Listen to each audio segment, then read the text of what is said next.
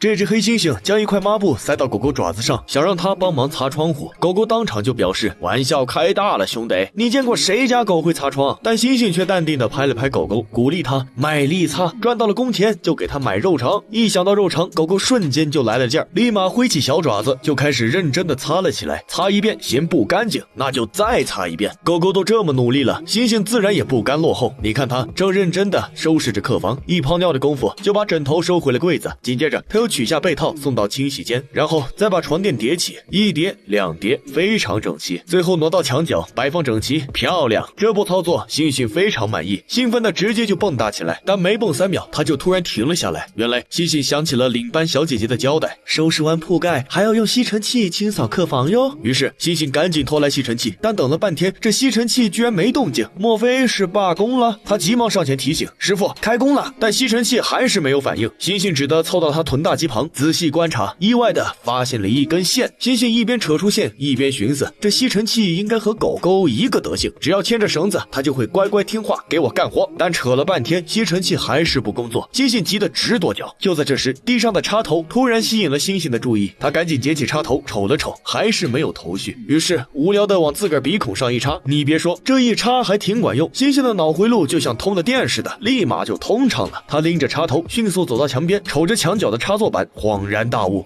原來要插這裡。但就在猩猩插上電源的一剎那，吸尘器的噪聲突然傳來，猩猩被嚇得慌忙躲到一旁，呆呆坐了半天，不敢再動彈。他盯着吸塵器瞅了很久，確定對方沒有暴力傾向，於是壯起膽子，小心翼翼地靠近。他再次湊到吸塵器的臀大肌後，瞅了瞅，終於鬆了口氣。原來這家伙嗓門比較大，差點嚇尿寶寶。開工，趕緊賺錢回家過年了。但剛要開工，他又好奇地朝吸尘器內瞅了一眼，看到內膽裡滿是煙頭和垃圾，猩猩的強迫症瞬間就犯了。誰這麼惡心，往裡邊扔那麼多垃圾？要死了！猩猩覺得這些垃圾實在太礙眼，必須全部取出。於是他二話不說，拿起吸尘器直接就拆了起來。